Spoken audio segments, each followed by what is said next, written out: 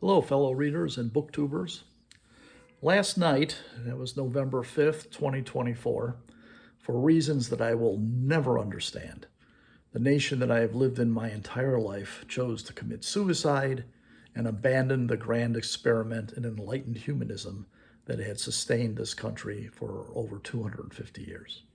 And I woke up this morning in a new kind of nation that has embraced cruelty and vindictiveness and anti-intellectualism and brutishness. The question for me and for those of you, I think many booktubers are basically humanist. We take not only joy from reading, but great insight and a great celebration of the best of us.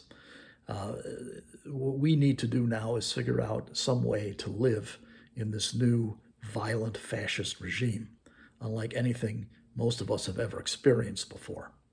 And to that end, and since this is BookTube, I've got a couple of books to recommend that might be helpful for us in the days and months, weeks, God forbid, years to come. First one, written about 1,500 years ago, The Consolation of Philosophy by Boethius. I've mentioned this book before in different contexts, but now it seems particularly relevant. Boethius was a great man of letters and a philosopher who lived at the end of the 5th century. He ran afoul of a brutal Germanic barbarian warlord. We don't know exactly what Boethius had done to upset this king, but he was thrown in prison. Boethius was thrown in prison, and he would then sit there in kind of a dungeon-like surroundings for about a year and then finally be executed. During that time, he wrote this book, The Consolation of Philosophy, in which he's instructing anyone who might find themselves in a similar situation how to maintain their basic dignity by pondering the greater things, the greater truths in life. And so this book still stands to this day for people who have found themselves in the situation we are currently in. I recommend it very strongly. About 1,000 years later, another man of letters and a bit of a philosopher, Sir Thomas More. He is a saint in the Catholic Church. This is from a Catholic publisher, so they give him his title here, Saint Thomas More. You may be familiar with him. He was an advisor to King Henry VIII. And in fact, Thomas More and Henry VIII had been friends for a number of years.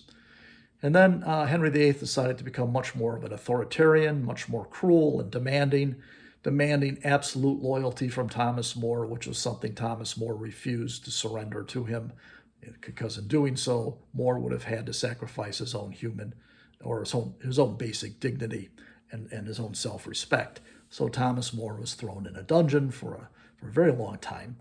And he wrote a dialogue of comfort against tribulation. Much like Boethius's work, this was essentially kind of a guidebook for people who would find themselves in similar situations and how to maintain their human dignity, but not necessarily maintaining their human life. In fact, Thomas More would be executed. He would be beheaded.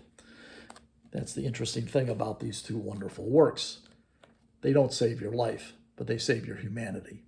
And in so doing, they save your soul. About 500 years after Thomas More, we get into the 20th century.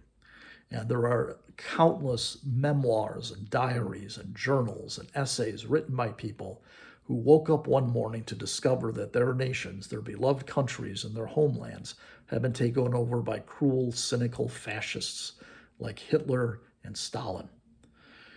A lot of these people would lose their lives. Some would survive. But the writings they left behind are very instructional. They can be very comforting. But they're there to help people like us through these very dark and difficult times, which are coming upon us, and they will get worse. So that's about all I have to say at the moment. I will get back into my usual comments about books that I've read and the literary life, and I'll try to keep things light as long as I can. But I would caution you that the one thing that tyrants and fascists don't like are people who read books. And I can almost foresee the day when not only will YouTube be shut down, but BookTube as well. So let's enjoy it while we still have it. And that's all I've got for you now. Stay safe, keep your cool, and keep reading.